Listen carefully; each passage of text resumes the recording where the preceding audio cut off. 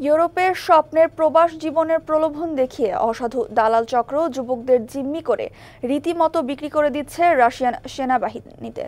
বাধ্য হয়ে যুদ্ধে অংশ নিয়ে অনেকের প্রাণও যাচ্ছে। বিদেশ বিভূয়ে যুদ্ধের ময়দানে পড়ে থাকছে অসহায় এসব যুবকের মরদেহ।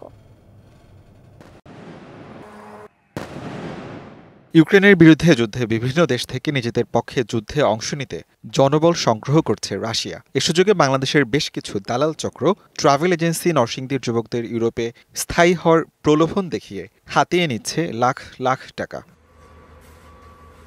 ইউক্রেনের বিরুদ্ধে যুদ্ধে অংশ নিতে বাধ্য করছে তাদের, ফলে ঘটছে মৃত্যু আর নিখোঁজের মতো ঘটনা। রাশিয়া ইউক্রেনের যুদ্ধে রাশিয়ার পক্ষে যুদ্ধ করতে বাধ্য করে, রাশিয়াতে নিয়ে বিক্রি করে যুদ্ধের দেশে ওখানে ওদেরকে পাচার করা হতো। সারা দেশে প্রতারিত যুবকদের মধ্যে নরসিংদীর শিবপুর উপজেলার ঘাসির দিয়ার হাবিবুল্লাহ, ব্রাহ্মণদী এলাকার মেহেদি হাসান, পলাশ উপজেলার ইস্তাখালী গ্রামের সোহানের মতো অনেক যুবকের করুণ মৃত্যুর বার্তা আসছে পরিবারের কাছে।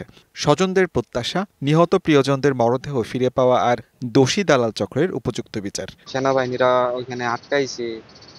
তারপর আমার কাকারে ইন্ডিয়ার এক দালালের কাছে ফারুক দালাল বিক্রি করে দিচ্ছে 20 লাখ টাকার বিনিময়ে। ইটালি নেওয়ার কথা কইয়া ওরা রাশিয়া নিছে, ওরা নিয়ে যুদ্ধের মধ্যে লাগাইছে। মাঝে মধ্যে বলতো যে মা আমাকে যুদ্ধের মধ্যে নিয়ে যেতেছে। জেলা প্রশাসক জানালেন, দালাল চক্র ধরতে আইনানুগ ব্যবস্থা গ্রহণ করা হচ্ছে। টাইলক্স টয়লেট ক্লিনার, যার অ্যান্টিব্যাকটেরিয়াল এজেন্ট টয়লেটের কোনায় কোনায় পৌঁছে 99% জীবাণু ধ্বংস করে।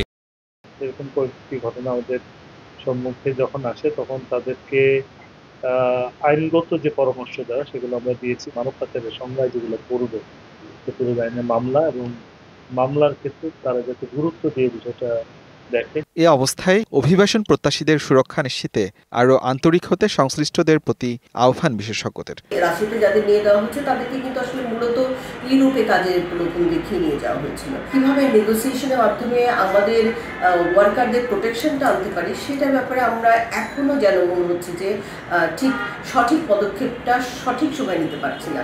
দ্রুত দালাল চক্রকে আইনের আওতায় আনার দাবি স্থানীয়দের। DVC news desk.